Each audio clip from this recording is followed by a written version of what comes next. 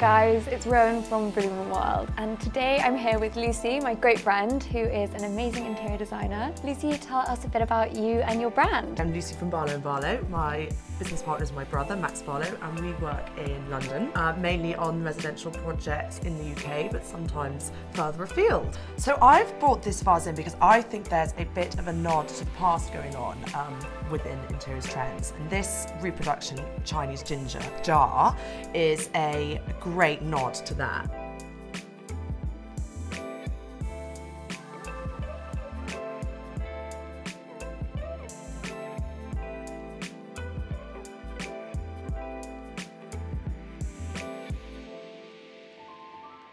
In the bouquet Lucy's working with today, I've featured the Sarah Bernhardt peony. Try and manipulate them to make them open out. So Rowan, how would you tackle arranging these peonies into this height and diameter of vase? So the first thing I would think about is how tall you want your flowers to be. I mean, I for one, and I think you're the same, like my arrangements to be quite close to the neck, so it looks really fulsome and very luxe. So a top tip is to always cut your stem at a really sharp angle, and it just means that when the stem is in the vase, it's not going to sit against the bottom and not be able to take up water. So when I first start arranging in a vase, I separate all the flowers out into like for like, so all the peonies together, all the roses together, and all the foliage together. We want to fill our vase with lots of lovely clean water. You get a little sachet of flower food, and I would always recommend using this because it just helps the flowers get a bit more nutrients and it makes them last longer. The next thing I would do is obviously create like a foliage framework. So we have this green bell, also known as thraspi. We've also got some dill, we've got some astrantia and some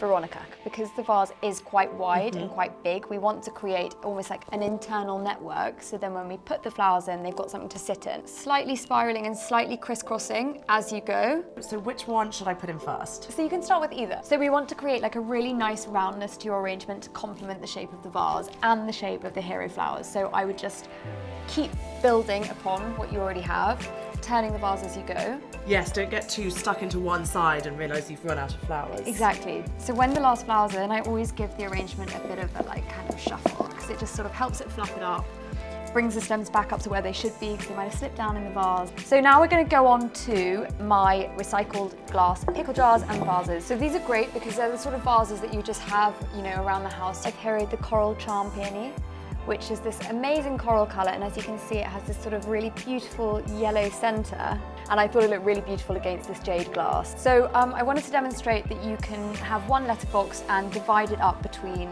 different vases, different vessels, so you can actually get more out of your letterbox. I'm not really thinking too much about where I'm putting things, you just want it to have a kind of really easy, natural aesthetic. With something as tall as this, it is a little bit tricky to make sure that the stems don't go right to the bottom. What you want to do is kind of almost balance him.